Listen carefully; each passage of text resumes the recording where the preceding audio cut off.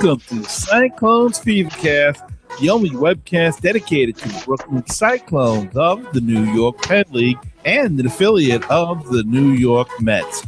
Join me each week for a weekly recap and perspective on Brooklyn Cyclone baseball. This is an independent webcast not affiliated with MILB or the Brooklyn Cyclones.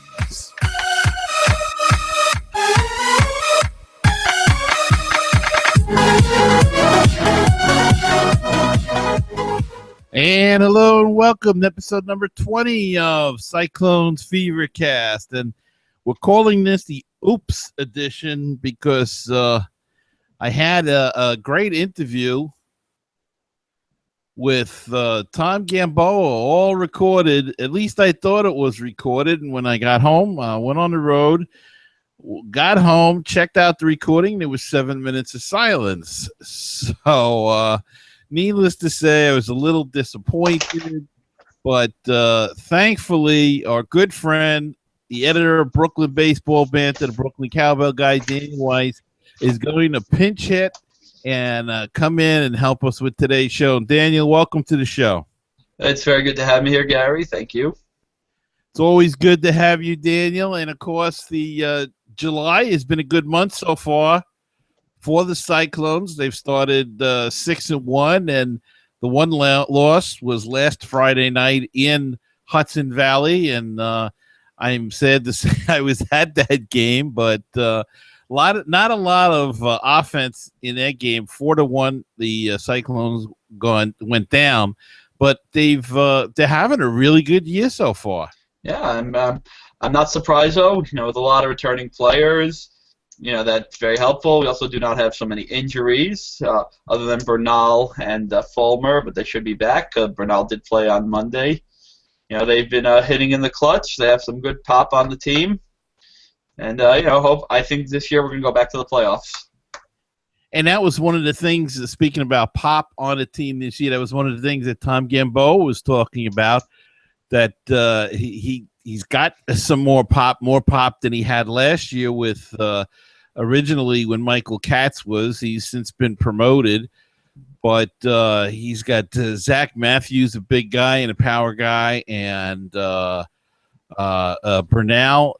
was off to a good start before, as you say, a little leg injury. And Brandon Brosher, how about the start he's been off to? Boy, that shot he had on Sunday, that was amazing, the way it hit off the scoreboard. I was in the party deck, and I'm like up there. I'm saying, well, it's gone. That's out of here.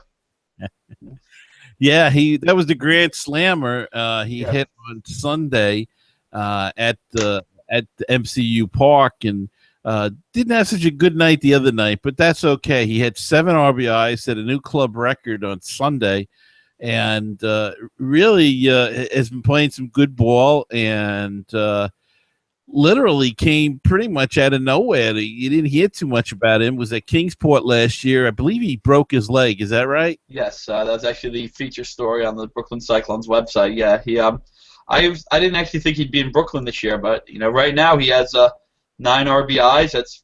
That's 1 less than Bernal and 2 less than Katz. So I think give it another couple days, he'll take the lead on the team.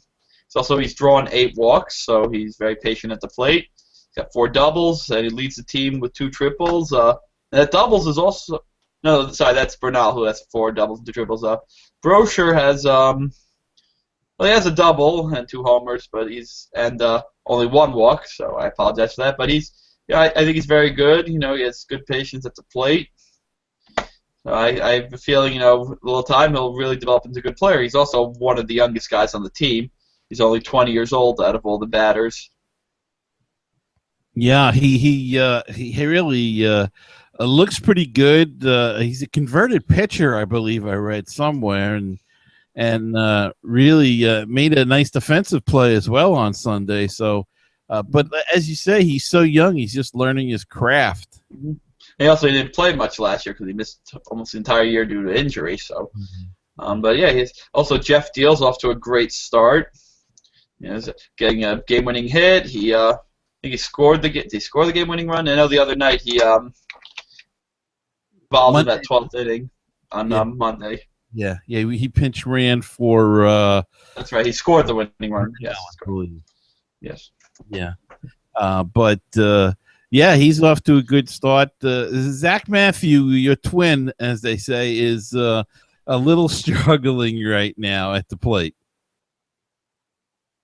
Oop. And apparently we lost Daniel. Don't know what happened there, but I'm sure he'll try to come back. So as we were saying, there he is. Yes. Yes. Zach was struggling a bit. That's the last I heard. Yes, Zach Matthew was struggling a little bit at the plate, and that happens with big power hitters such as himself. Yeah, it's normal. Like Reggie Jackson hit a lot of homers. I think he might have the record for strikeouts, if I'm correct. So I've learned, you have guys who are going to have pop, and they just happen to strike out a lot. You look at, Michael Bernal, one of the hottest hitters on the team.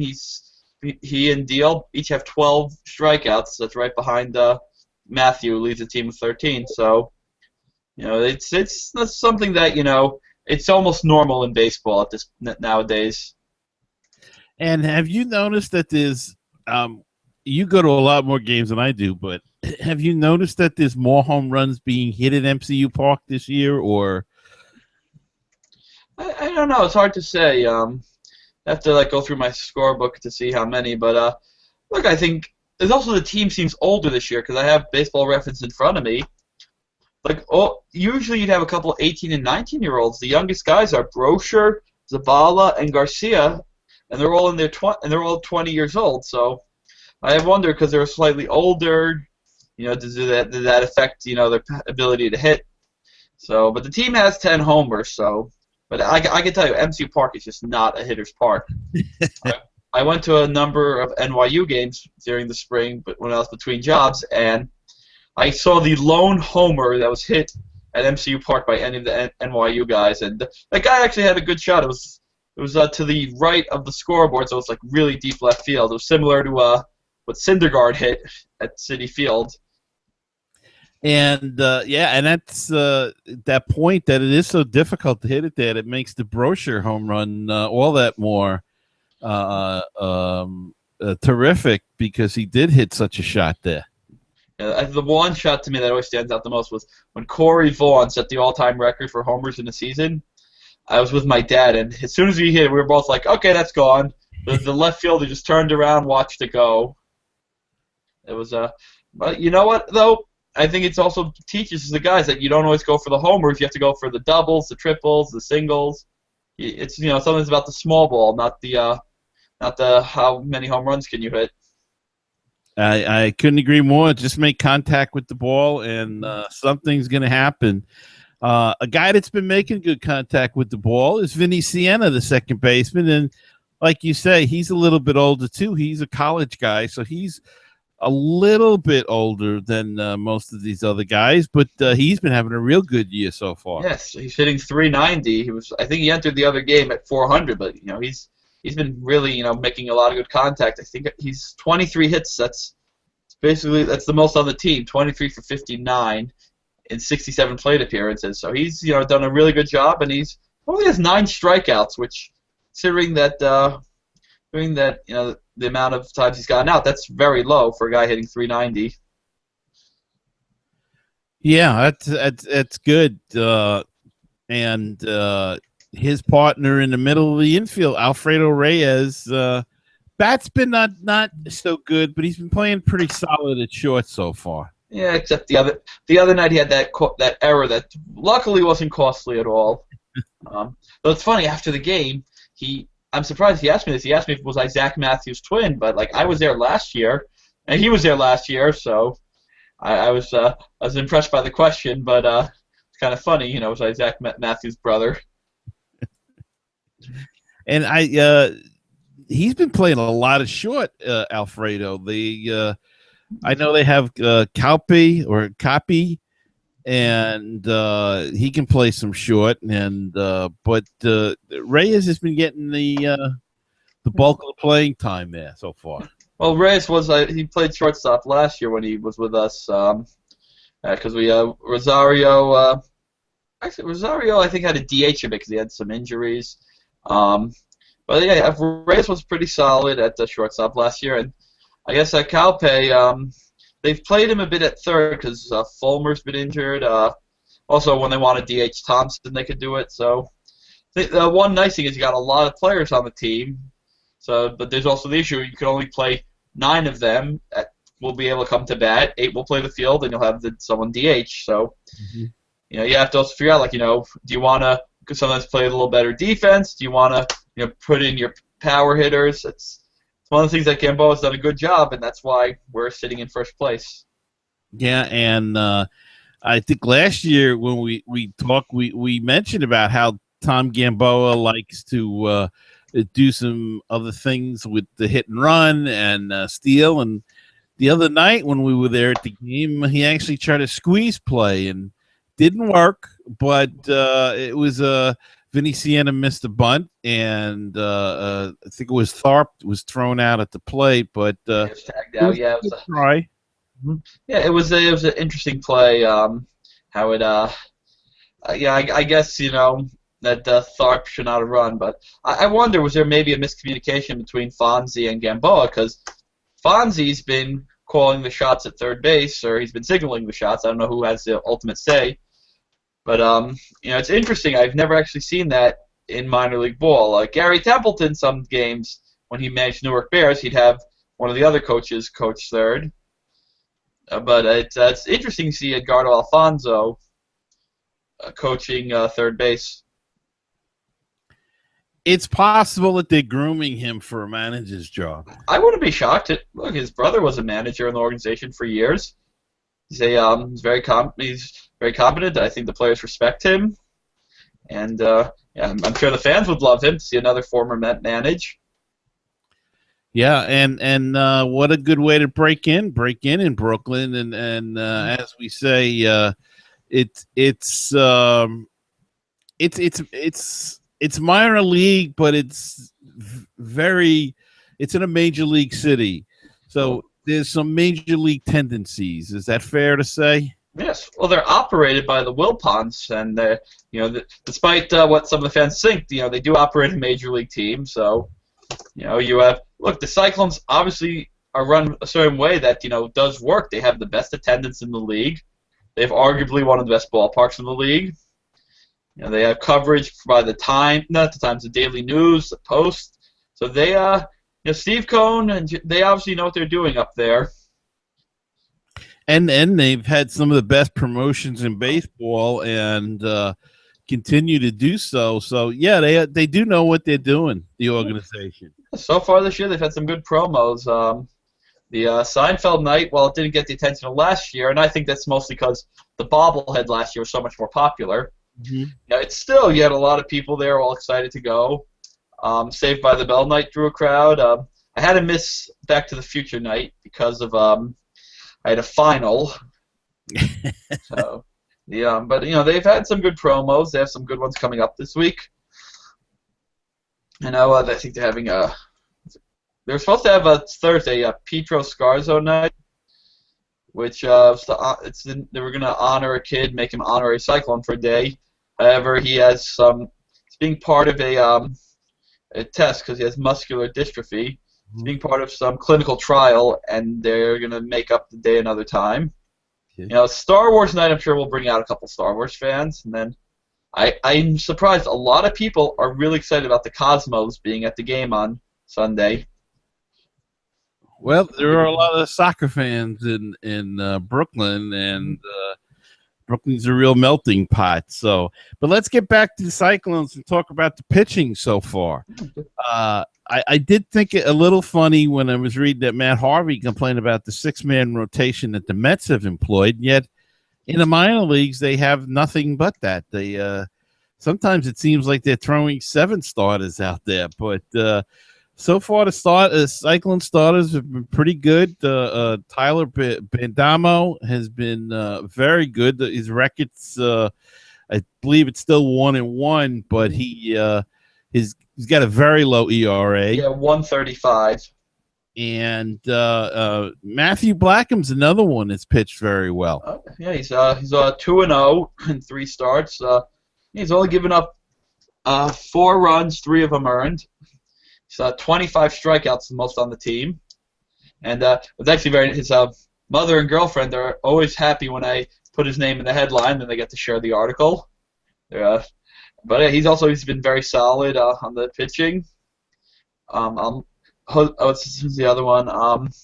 And Jose Salas, he's 0-1, but he's pretty good. He's only given up 3 runs, but he hasn't pitched as many innings. He's only thrown 10 innings. But the bullpen also has been pretty good. Paul Shaw's done a good job in the closer role. Valdez has been solid. I think in the bullpen, only Nico Blanc, Craig Missigman, and Ruben Reyes have given up runs because there's so many guys on the roster with ERAs of 0, and they're all in the bullpen. Yeah, there's a lot of guys. And the other night, Christian Montgomery got the win against the Williamsport Crosscutters. And what a series that was. The Crosscutters come in with the best record in the New York Penn League and get swept by the Cyclones. So I don't know if they would do for a slump or if the Cyclones are that good, could still so very early in the season. But look, you got to get them when you can get them, and they certainly went out and did the job. The Cyclones did. Yeah, like I was going to Monday's game. I'm thinking, wow, we blew them out. I said I think we're going to be lucky for the sweep, because I've seen a lot of baseball. Everything in my mind points to we're going to lose Monday, but we'll take 2 out of 3. That's probably the Met fan in me that's seen too many losses. Much like, pardon me, much like, the week before, Hudson Valley was the same kind of thing. They beat them and then lost and then beat them again. So I can understand, and I think it probably is the Met fan in you. I had my reservations, especially once Williamsport tied it up, because on paper they are a good ball club, and you thought they'd take one, but thank goodness the Cyclones were able to really steal a victory in a sloppy. What was it? The 10th inning? Yeah, it's very interesting because you look at the game. The Cyclones ended the game with I think only 3 hits, and it wasn't as bad as other games go where.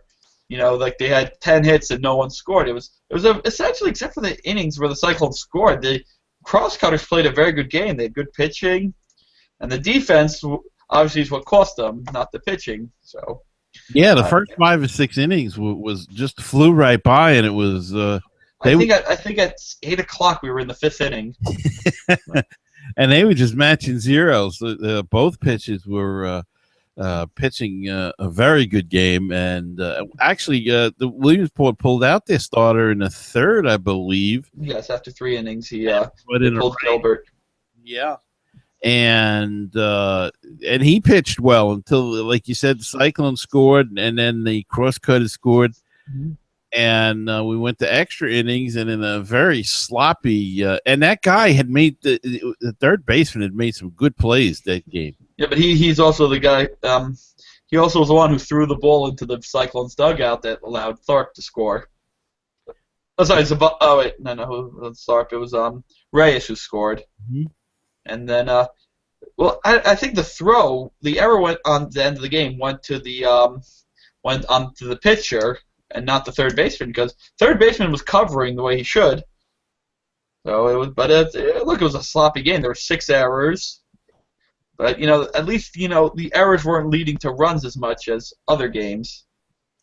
Yeah, that timely hit didn't come after the errors. And, that's one thing Tom Gamboa says, that you're going to get a lot of errors because these are young kids still, even though they're a little bit older this year. But they're young kids, and they're learning, and they're developing and learning from their mistakes. So you're going to see that kind of sloppy play now and then. You're not going to get perfection anywhere in baseball. That's what makes it so interesting. Yes, we're Met fans, so we know that. And Dave LaRoche, of course, he's got that pitching staff pitching so well as he's back.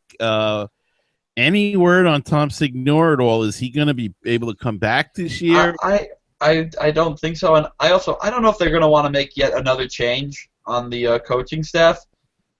It's like you don't always want to do mid-season changes, You want to have continuity. So if he comes back, maybe they'll tell him, why don't you go down to Florida, work there, or do you want to do scouting and then come March, we'll put you somewhere again. So it'll be interesting to see what they do. I was actually talking to Signor because on Sunday they gave out man hands, which if you look up Brooklyn Cyclones man hands on eBay, you'll find it. And I remember last year, right before I threw out the first pitch and my dad sang the Israeli anthem, I was in the Cyclones front office waiting for them to take us on the field, and they had SNY on, and one of the interviewer was asking Signor, "Have you ever dated a woman with man hands?" And he goes, "Yes, I have. Yes, I have." And when I saw the man hands, I just messaged him saying, "I had to think of you in your interview with that."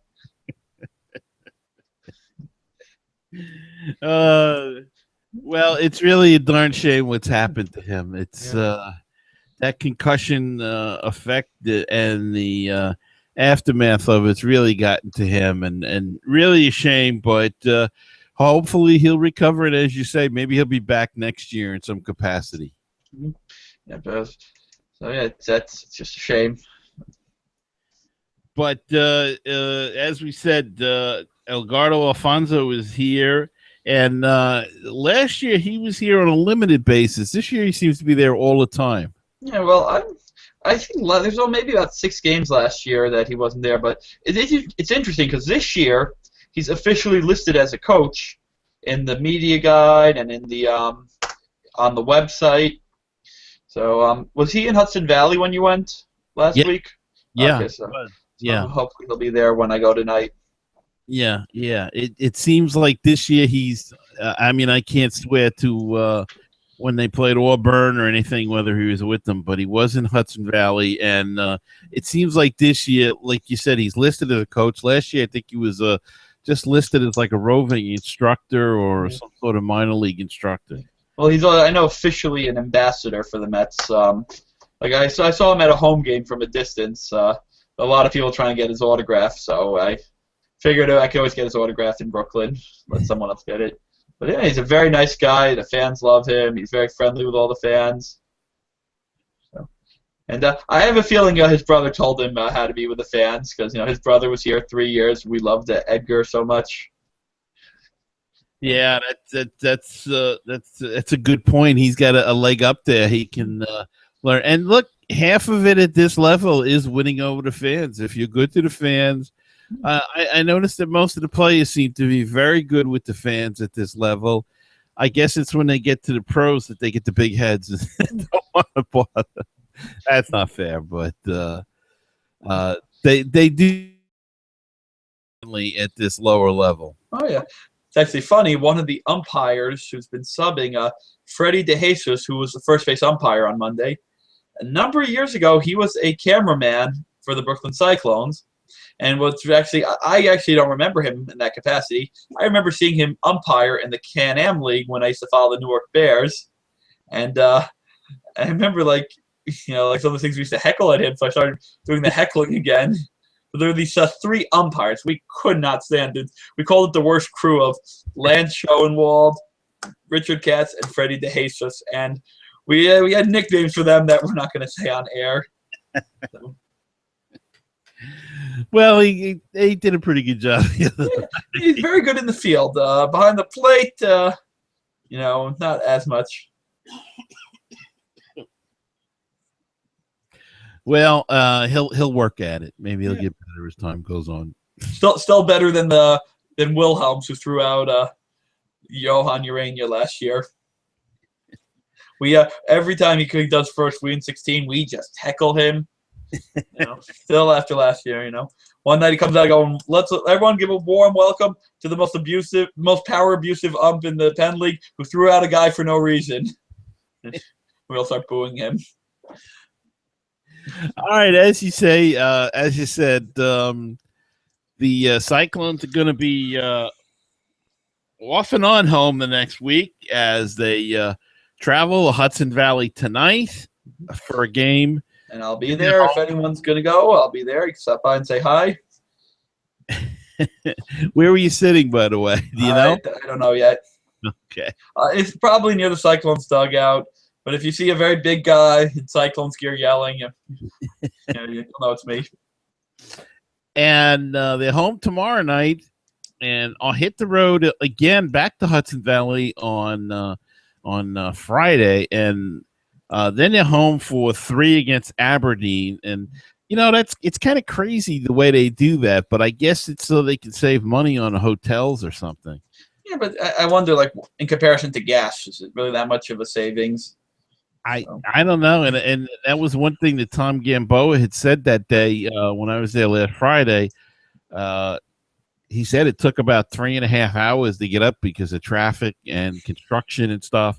And he said it's tough on the guys because you're home, you play a night game, you hop in a bus, you drive up there the next day, you play their night game, you drive home, and then I guess the only saving grace is that it is a night game, so you do have some time. If you're home by 1 o'clock in the morning, you do have some time to rest, but it's got to be tough. I have no recollection of the Cyclones ever playing a day game against the Renegades. So actually, no, I take it back. Last year when we had that 4-24, we did that against the Renegades, but it is the traffic has been an issue. We had a game a couple years ago on a Sunday that they announced the game will have a delayed start because the other team is stuck in traffic. But we can also thank our mayor for lowering the speed limit and the fact that our highways aren't that great. Like when I've gone up there, we almost always go across. We almost go through New Jersey because the traffic moves better in New Jersey than it does anywhere in New York City. Yeah, that's one way. When I went up, I had gone way up. I was actually coming from upstate and drove like 5 hours that day to get to that game on time. But it wasn't 5 hours straight, though, right? Yeah, it was straight. Oh wow! We drove straight through from Oswego. Oh, Oswego. Okay, but I thought you were coming from Long Island, where you live. No. I had to take my daughter up to Oswego, and then on the way back down, we decided we were going to go to the game, and we drove from Oswego straight down. Yeah, there was no traffic that way, and then we actually did drive home that night. We were going to stay at a relative's, and then we just said, you know what?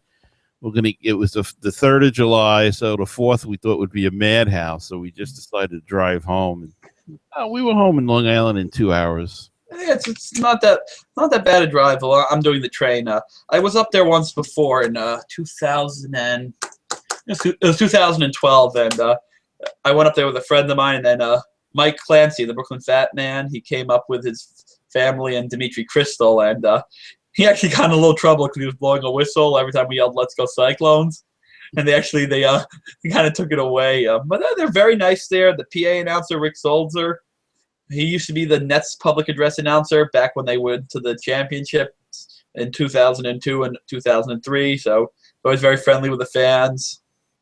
It's a nice ballpark. It's obviously it's different from MCU Park and Staten Island, which are like urban ones built. But it's I had a good time. My other time there. Also, the Cyclones won. That was a big help. Well, we had a nice time, and they lost, but it is a nice ballpark. The people are very friendly, and we happened to have fireworks that night as well, so it was a very nice fireworks show, and everybody was really super friendly. So I have no qualms at all about the Hudson Valley Renegades at all. Very nice people, and I'm hoping to go up again in August. For me, it's the work issue. I happen to be off this week, so I was able to do these things. But Thursday, let's go up to. Come on, join me tonight. Tomorrow I got to go back to work. So I'd love to. If I retired, I'd be up there, but then I probably couldn't afford the price of a ticket or the gas. I could probably get a free ticket, but oh no! When you retire, there's gonna be a nice article named Gary McDonald, the radio broadcaster. Well, I appreciate that. Give Stu Johnson a promotion. He deserves it. So, any you mentioned before a little bit about promotions. Any that you know of for this week that the people this weekend at all that the people should be looking for? Well, we got on Thursday. It's a Jersey Day Thursday. It's another black and red jersey by Verizon. If you're into Star Wars, Saturday Star Wars night. Sunday, if you're a season ticket holder, it's reminding you we have our barbecue at 2 p.m. And then it's also Minions night if you like the movie Despicable Me, and it's New York Cosmos Clinic. And then Monday's Camp Day, so sneak out of the office or to find if you have someone like I do with Zach Matthew who could just fill your place, that's good. It's funny because one of the players was leaving me tickets, and I told my friend, if we have some issue, I'm just going to throw a tantrum and say, do you know who I am? I am the brother of Zach Matthew. Maybe that'll work. But, they got some good promos coming up. And then, obviously, the week after, we have season ticket holder batting practice, Irish night.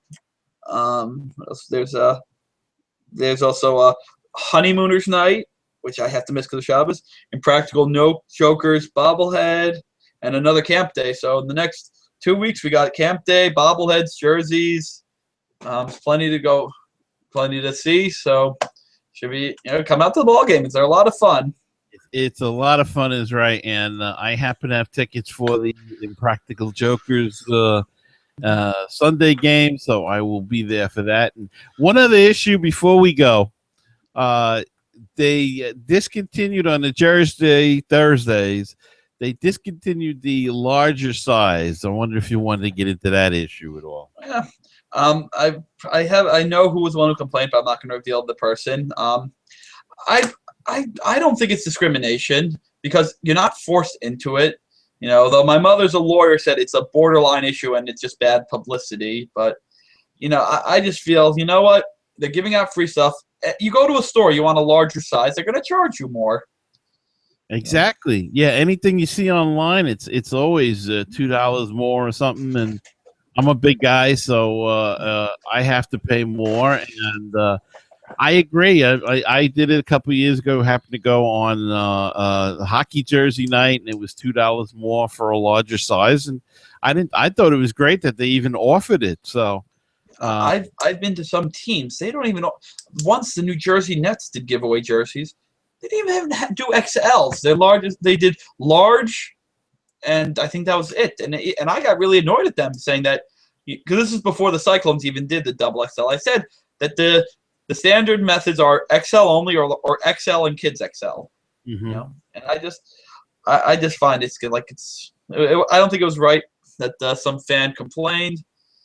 And they're put in a tough spot. So, but you know what? I have I don't mind it when it comes to the button-down jerseys because you can always leave it open. But some of these pullovers can get very tight, and if you can't, you don't get a double XL. Sometimes they're not pleasant to wear.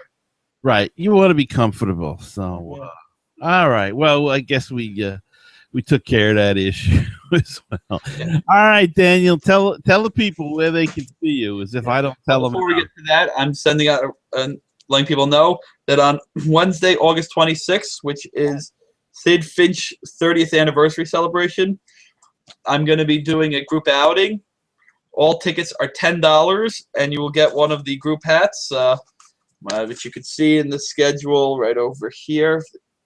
You get one of those. You get the yellow one or the sandy one. So $10. I have an event page set up. Send me a message, and I'll make sure you get an invite if you can't find it. We need 20 people. We're right now at 11, which is pretty good considering we're not even anywhere in August yet. So you can also want to find out your Cyclones news, BrooklynBaseballBanter.com. Facebook is Brooklyn Cyclones News and Memes. Twitter is BK B-Ball Banter. And you can always find me in the Facebook group Real Brooklyn Cyclones and Brooklyn Bolts fans. Okay. And remember, you can find this show at baseballtalkradio.com or Stitcher.com and on iTunes. And when you're on the web, be sure to check out Brooklyn Baseball Banter at brooklynbaseballbanter.com and on Facebook. Look, as Daniel just said, diehard Brooklyn Cyclones fans, real Brooklyn Cyclones fans, Brooklyn Cyclones news and memes, and Brooklyn Camera Dash 2014. And remember, I'll be back next week with another edition of the Fevercast. Until then, catch the fever. Cyclones, Fever, and we'll see you at the ballpark. Let's go Cyclones.